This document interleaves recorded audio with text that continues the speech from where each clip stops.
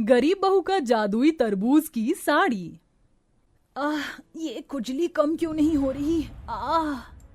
गर्भवती हेमा गीता गर्मी से परेशान होकर अपने पेट पर खुजली कर रही होती हैं, जिससे उनके पेट से हल्का हल्का खून निकलने लगता है। हे भगवान, गीता हेमा तुम दोनों इस तरह से खुजा क्यों नहीं हो? ये साड़ी बहुत चुभ रही है, ऊपर से इस गर्मी की वजह से खुजली भी लग रही है।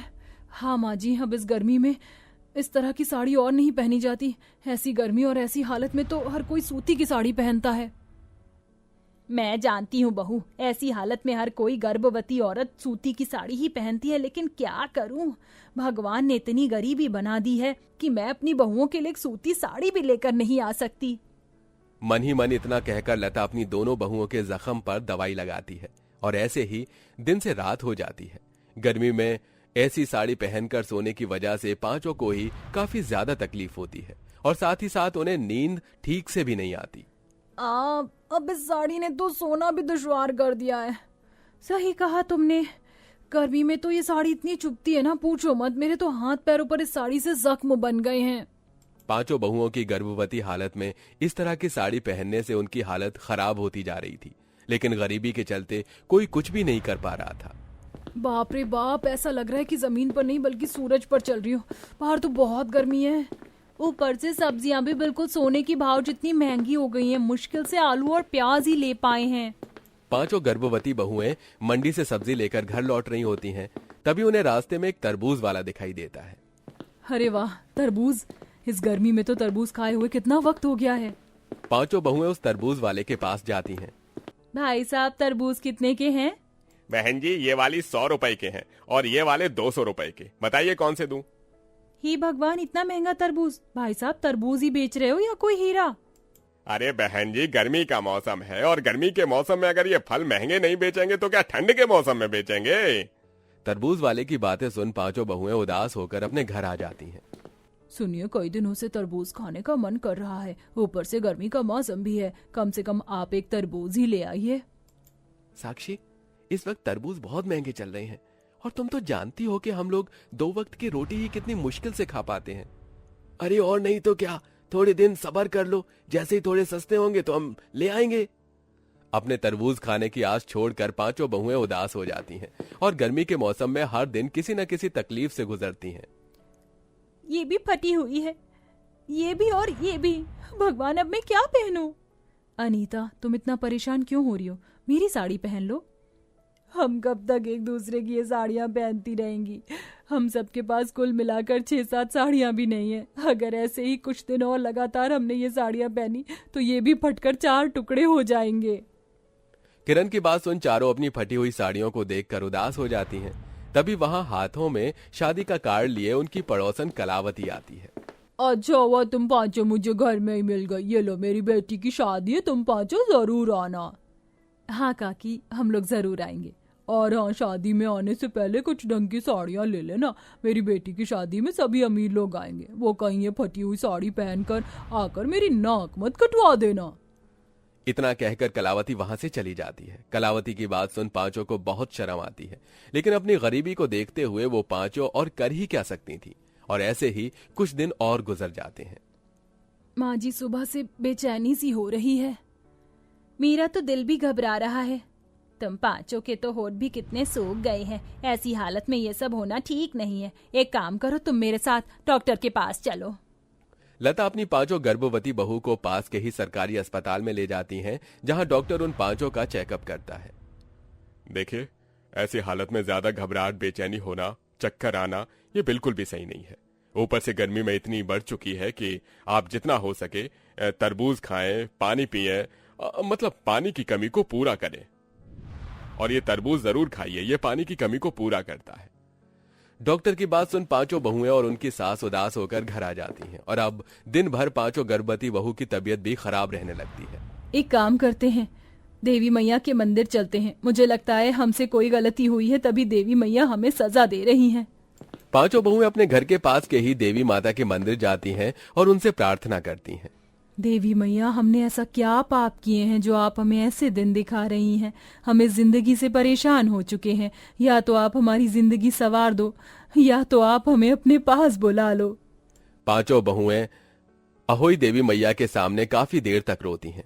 थोड़ी देर बाद जैसे ही पांचों बहुएं जाने लगती हैं कि तभी उन्हें मंदिर की सीढ़ियों पर एक छोटा सा तरबूज का टुकड़ा दिखाई देता है।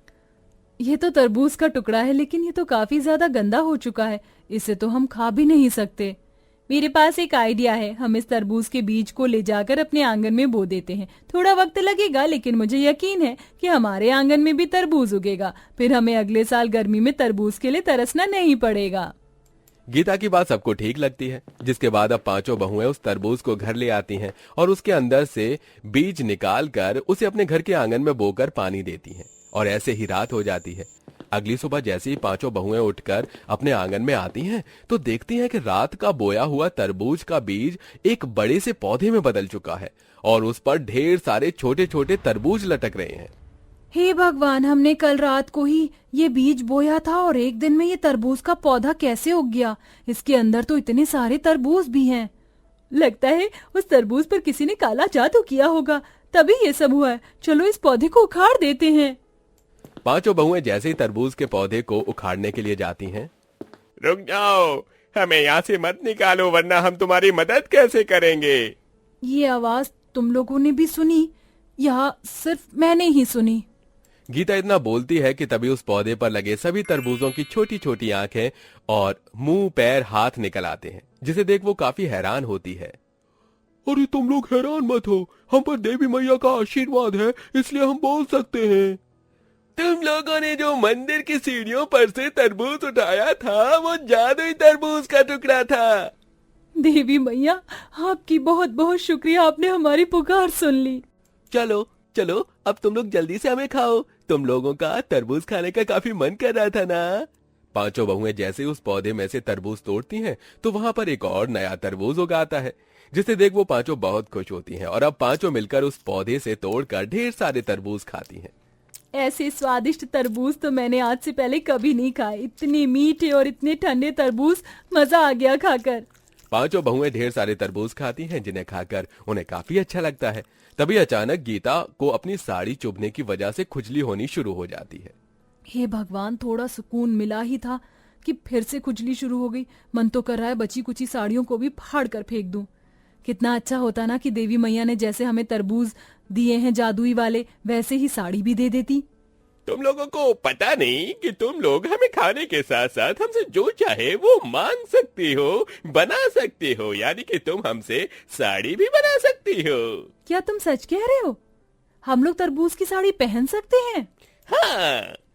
किरण के हाथ में रखे तरबूज की बात सुन पांचों बहुएं बहुत खुश होती हैं और अब वो पौधे से ढेर सारे तरबूज तोड़कर लाती हैं, जिनको जैसे एक दूसरे के पास रखती हैं तो वो आपस में चिपकने लगते हैं, जिसकी मदद से अब पांचों बहुएं अपने लिए एक एक तरबूज की साड़ी बना लेती हैं, जिन्हें पहनकर उन्हें काफी अच्छा लगता है।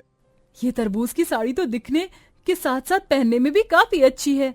इसे पहनकर तो ऐसा लग रहा है कि जैसे मैंने तरबूज की नहीं बल्कि बर्फ की साड़ी पहनी हो। कितनी ठंडी साड़ी है ये। इसी तरबूज की साड़ी को पहनकर हम शादी में भी जाएंगे। अब हम दिखाएंगे कलावती काकी को। बड़ा मजाक उड़ा रही थी ना हमारी फटी हुई साड़ियों का।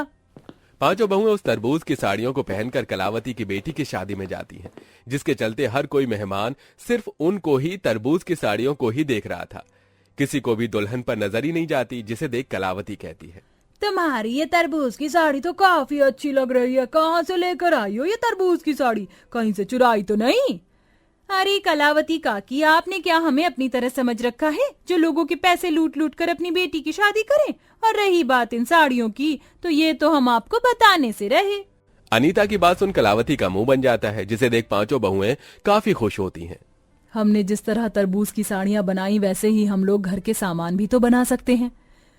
हाँ सही कहा। और वैसे भी हमारे घर में कुछ बर्तन और एक टूटी हुई खाट के अलावा है ही क्या। पांचों बहुएं अब उन जादुई तरबूजों की मदद से अब अपने घर के लिए बेड, कुर्सी, टेबल, अलमारी, यहाँ तक कि तरबूज का चूल्हा भी बनाती है।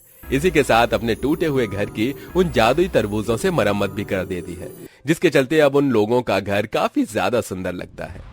मैंने तो सोच लिया कि अब हम इन जादुई तरबूज से जूस, केक जैसी चीज भी बनाकर बेचेंगे। फिर देखना हम लोगों की हालात कैसे बदलते हैं। पांचों बहुएं तरबूज की मदद से कस्टर्ड, जूस, केक जैसी चीज बनाकर बेचती हैं और सिर्फ कुछ वक्त में उनकी फाइनेंशियल कंडीशन भी ठीक हो जाती है।